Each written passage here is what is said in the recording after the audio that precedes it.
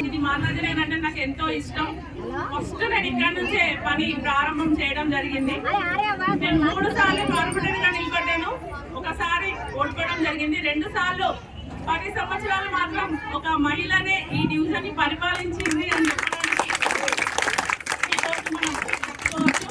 నేనని కాదు, ఇక్కడ కూర్చున్న వాళ్ళు ప్రతి ఒక్కరు మీ వల్ల కాదు ఏది లేదు. డెలివరీ వాళ్ళ ఇంటికి వెళ్ళినామంటేనే మనం ఎంతో సాధించినట్టు. అక్కడ వాళ్ళని ఫ్యామిలీగా చేసుకొని పిల్లల్ని కానీ వాళ్ళని పెంచి ఆ ఫ్యామిలీకి మనం ఒక అందరినీ ఇచ్చి కలుపుకొని మనం ఫ్యామిలీ చేసుకున్నామంటేనే ఎంతో గొప్పగా చెప్పచ్చు. ముందు రోజుల్లో మనకి మహిళలు అంటే బయటికి వెళ్ళనిచ్చేవారు, పాతకాలంలో ఉండే. కానీ ఇప్పుడు అట్లాంటిది లేదు. మనమే మన ఇంట్లో ఆడపిల్లల్ని అన్ని రంగాల్లో ముందుకు పంపిస్తున్నాం. ముందు చదువు అంటే నా వరకు కూడా చెప్పాలంటే మా ఇంట్లో కూడా అనుకుంటే ఎక్కువ చదువు అవసరం లేదు, ఒక 10th ఇంకా చదివితే చాలు, తర్వాత ఎట్లాగో పెళ్లి చేసేయాలి ఎందుకు వీళ్ళకు అనుకునే వాళ్ళు అప్పట్లో. కానీ మన దగ్గరకు వచ్చేసరికి అట్లా కాదు. మన పిల్లలకి పెళ్లి కన్నా ముందు ఎడ్యుకేషన్ ముందు ఉండాలి. ఫస్ట్ వాళ్ళ కాలమైన నిలబడాలి, వాళ్ళు సక్సెస్ అవ్వాలి, వాళ్ళు సాధించాలి ఏదైనా జాబ్.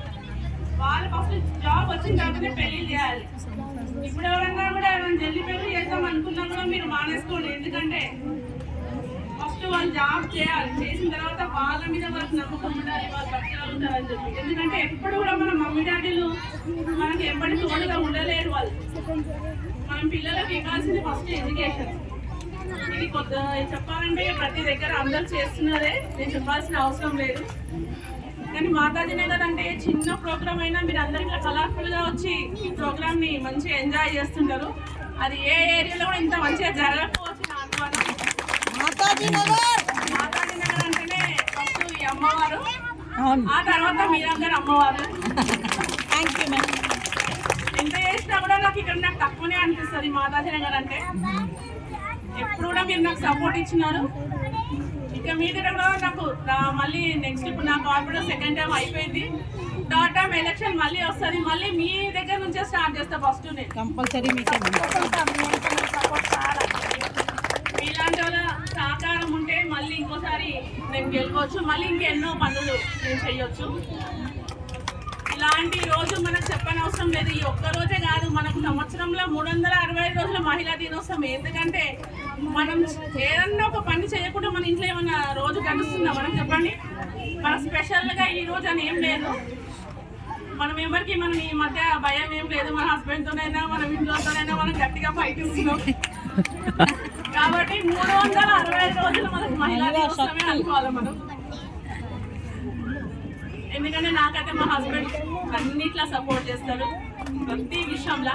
వారి సహకారం లేదు నేను ఈ రోజు ఇక్కడ వచ్చి ఇట్లా మాట్లాడడానికి నాకు అంత ధైర్యం లేకుంటే వాళ్ళ ప్రోత్సాహంతోనే నేను ఈ రోజు ఇక్కడ మాట్లాడడం జరుగుతుంది.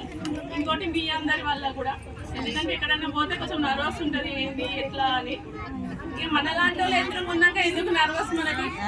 అందరికి సేమ్ ఫ్యామిలీస్ ఉంటాయి, సేమ్ ఉంటుంది కదా.